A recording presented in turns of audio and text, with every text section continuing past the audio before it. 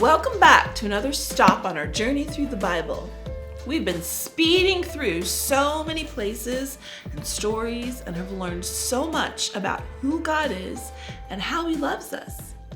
Something that amazes me is how over and over God does impossible things. He created the whole universe out of nothing. That is wild. After sin took over the earth and it seemed impossible for anything good to come of what He had so lovingly created, Noah listened to God, and his family and the animals were safe on the ark while a flood covered the entire earth. After the earth was filled with people again, so many forgot about God. But God saw that Abraham loved him, and God promised to bless his family. Do you remember that Abraham and his wife Sarah had to wait a long time? Until it was impossible. Until Abraham was 100 and Sarah was 90 before they had their son Isaac. Amazing! We learned how Jacob tricked Esau, and when Jacob was running for his life, God met him and promised to bless him. That seemed impossible. Joseph was sold by his own brothers as a slave, but God was with him, and he ended up being second in command in Egypt and saved his family during a terrible famine. After a really long time, the Israelites, who were the descendants of Abraham, Isaac, Jacob, and Joseph, they were slaves in Egypt, and they were crying out to God. Remember, Moses was saved by the princess and grew up in the palace and then led the people out of slavery? God parted the sea and led them through the wilderness. Remember Joshua and Caleb? God had promised his people the land of Canaan. Moses sent 12 spies into the land, and 10 came back full of fear and the huge people and the strong cities. But Joshua and Caleb remembered all the things God had done, and they knew God was with them and would give them the land. Finally, after 40 years in the wilderness, Joshua got to lead the people to the city of Jericho, where God brought the strong walls down in a crash because they listened to God and followed his directions. They seemed like really crazy directions. In fact, I'd say they seemed impossible. They marched around the city every day for 6 days with the priests playing their trumpets. And on the 7th day, they marched around the city 7 times and gave a loud shout. The Israelites followed God's instructions, and the walls came tumbling down. The Israelites didn't always follow God's instructions, though. Joshua lived to be 110 years old, and as long as he was alive, the people followed God. But as soon as he died, the next generation forgot to tell the stories of God's impossible rescues, and they forgot about God. They forgot about God's ways and instructions. They started doing whatever they wanted to. They followed the nations around them who didn't know God. They would end up in slavery or being ruled by terrible leaders. And when things got really, really terrible, someone would remember God and they would cry out to him asking for help. Even though the people weren't faithful to God, God remained faithful to them. He had compassion on them. He heard their cries for help and would raise up judges who would lead the people back to God and out of their hard times. But as soon as a judge would die, the people would forget God and do their own things again. They would end up back in slavery, back in really hard times, and they would cry out for God to help them. He would raise up another judge, and they would find their way back to God and back on the right path. The stories of all these judges are found in the book of Judges in the Old Testament. We started out in Genesis, and we've been through Exodus, Leviticus, Numbers, Deuteronomy, Joshua, and today our journey in Judges chapter 4 takes us to the story of Judge Deborah. Now, in Bible times, women weren't allowed to do too much. They could be wives and moms taking care of their families, homes, and farms. But here we have a woman, Deborah, who was a wife, but also she was a judge and a prophet. She was very wise. She led the people. She listened to God and shared his messages. She would sit under a palm tree, and the people would come to her with all their arguments and troubles, and she would settle it. One day, God gave Deborah a message for a warrior named Barak. She told Barak to gather his troops because God was leading them into battle against the Canaanites, and he promised them victory. The Canaanites, who ruled over the Israelites at the time, were led by a general named Sisera, and he was really cruel. Life under his leadership was awful. Sisera had 900 iron chariots that were impossible to defeat. Chariots were two-wheeled battle cars pulled by really strong horses.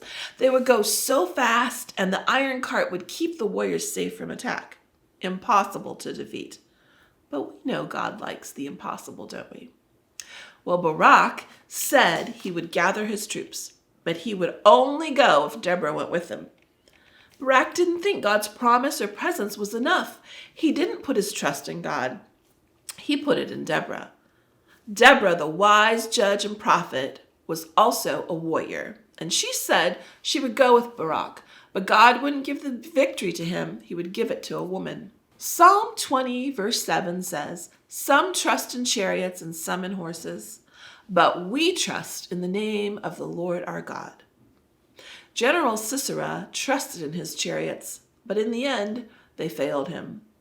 Barak trusted in Deborah, but even the strongest, smartest, bravest people can let us down. Deborah knew this, and that's why she put her trust in the only one who will never fail, and that's God. There was a fierce battle that day. The Israelites, who were on foot and greatly outnumbered by Sisera's 900 iron chariots and thousands of soldiers, were able to do the impossible because God was with them. They defeated their enemy and were free from captivity. We can learn a lot about strength and courage from Deborah. God used her and other women too to rescue his people. He wants to use you too to do amazing things. You don't have to worry about being the bravest, strongest person. You don't have to worry about having a lot of stuff in order to be used by God. He already has all he needs. Really, he wants you and a heart willing to trust him. He has already put great things in you, and he is excited to be doing impossible things through you. Well, that's our stop on the journey today. And if you have your passport at home, this is what we're putting in our passport this week. And it's a picture of Deborah under her palm tree talking to Barak. But you can put, you could draw pictures of a chariot, or you could, whatever inspired you in this story, you can draw a picture of that. And our verse for today is Psalm 20, verse 7. "Some trust in chariots and some in horses, but we will trust in the name of the Lord our God." And we have kind of a fun activity you can do with this verse. So come on to my kitchen and let's see what we can do. All right, guys, today is a really fun painting project. So if you have paints at home, you can have, I have these kinds of paints, and I have washable paints, whatever kind of paint you have that you do crafts with, you can use. You can even use watercolors if you wanted. But we're gonna not use paintbrushes to paint with, we're gonna use something else. So we raided my car box. I have two grown-up kids, and when they were little, we had lots of little cars. And so if you have any kind of little car, because we don't have chariots today, we don't drive chariots, but these are like iron chariots if you think about it, with wheels. And so we're gonna, I thought these were happy colors, so you pick whatever color you like. But you're gonna take your cars, put your paint on a plate here, and roll it in the colors, and then you're gonna drive your chariots across the paper. And it's gonna leave some fun marks.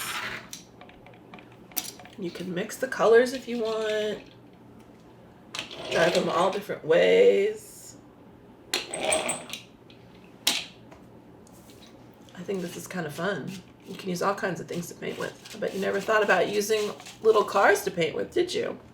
Purple's my favorite color, so I'm gonna use that one last.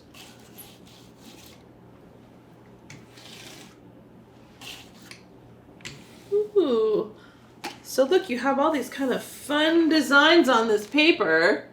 And so is what I did. I did this one yesterday. But I took my wheel printed paper and I put our verse on for the week. Some trust in chariots and some in horses, but we will trust in the name of the Lord our God. Psalm 27. So this week, guys, I hope that you have fun trying this project, but also I hope that you think about this story and that you would put your trust in God and not look at things that you think might be strong, but we know that God is always strong and he doesn't fail us. And so I hope that you remember that this week. Put this in a place where you can look, put on your fridge or on your mirror in your bedroom or wherever you'll see it every day, and think about how much God wants to protect you and how much he loves you and is there for you. All right? See you next time.